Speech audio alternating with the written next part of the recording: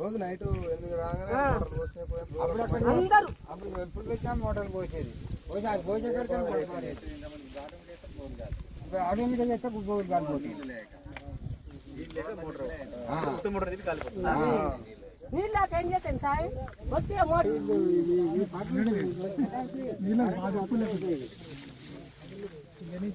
ఆలోచన కేసీఆర్ ఉన్నప్పుడు వచ్చేది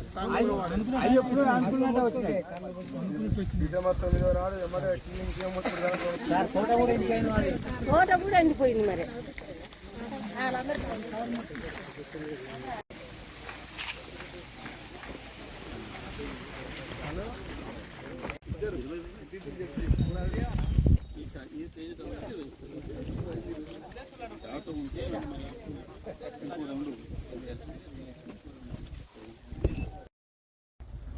రైతాంగం ఏమవుతుంది, ప్రజలు ఏమవుతుంది అనే సోయి లేదు.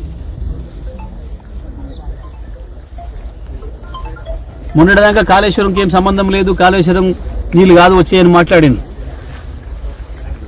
సూర్యాపేట జిల్లాకు వస్తున్న నీళ్లు కాళేశ్వరం నీళ్లు కాదు అని మాట్లాడింది. మరి కాళేశ్వరం నీళ్లు కాకపోతే ఇప్పుడు ఎందుకు ఇస్తలేరు? మిమ్మల్ని నమ్ముకొని ఈ నల్గొండ జిల్లా మంత్రుల్ని సోయి పెట్టండి. మిమ్మల్ని గెలిపించింది రైతాంగం, ప్రజలు.